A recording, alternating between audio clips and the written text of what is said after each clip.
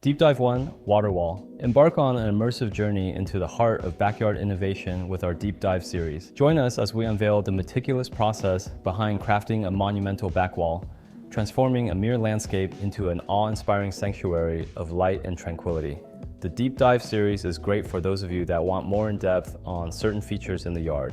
In this episode, we will go over every step that we took in order to build the large back wall from beginning to end. First off, let's go over the design. This yard was designed and custom built by my team and I for the client and his family.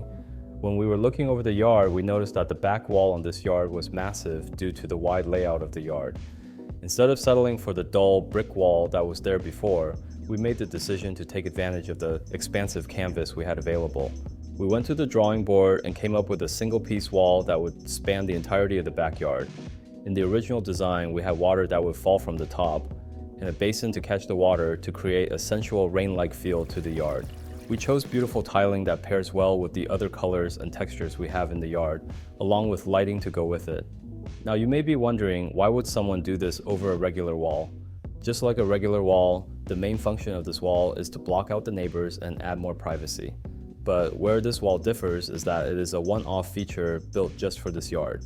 We are using this wall as a sort of centerpiece for the yard because when you walk outside, it's the first thing you see. Having the yard redone like this not only makes the yard more enjoyable for the people living there, but it also helps with the value of the house. Before we started construction for the wall, we ordered a soil test to make sure that the ground underneath could hold the wall. The soil wasn't strong enough and could eventually cause cracks in the wall due to the soil shifting. Obviously, we can't have the wall cracking, so we have a couple options that we can choose from to prevent that issue. The first option that we have is we could reinforce the soil. Reinforcing the soil is a viable option. It would solve the issue that we are having by adding lots of structural support under the wall. By adding lots of support in the soil under the wall, we won't have to worry about the soil shifting at all. We didn't go with this option because it would have required digging up all of the ground where the wall would go and adding plenty of reinforcement, which would be extremely expensive. The second option we have is to reinforce the wall. By making the wall stronger and less resistant to tensile cracks, we could have reduced the need to reinforce under the wall, saving costs. The main issue with this is that it would take up room behind the wall, where the plumbing and electrical for the yard is going to go. By making behind the wall more cramped, it makes it more difficult to access the brains of the yard. If something does go wrong, it would be extremely difficult to fix because it's hard to reach. That leaves us with changing the design. Changing the design was the last resort solution because it would take a good amount of time and might not look as good. Since it was the last option that we could do, we had to go back to the drawing board. The new design that we came up with looks stunning.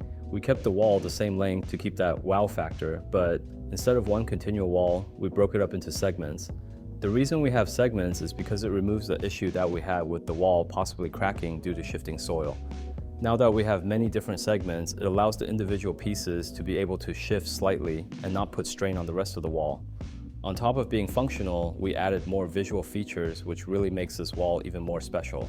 We angled each segment slightly to give a more three-dimensional look, which also allowed for us to place LED strips in between each segment to give everyone an amazing view at night.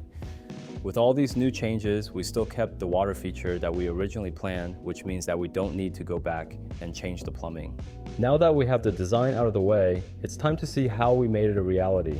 In order to get this wall built, we need to excavate the space for the wall, then we need to assemble the wall, then it's time for the tiling, and finally we set up the lights. For this feature specifically, there isn't much excavation for us to do, only the water catch basin, which is pretty quick and can be done within a day. Moving on to the construction portion, we are going to use cinder blocks to build the wall because they are easier, faster, and stronger than molding the concrete for the wall. The one downside to cinder blocks is that they are all separate. To fix that, we are going to use rebar and mortar. The rebar we are going to use helps hold the bottom end together to make sure that the base of the wall is planted. The mortar is to hold the individual bricks to each other to form a solid wall. Now that the wall is taking shape, you can better see the design with the separate segments.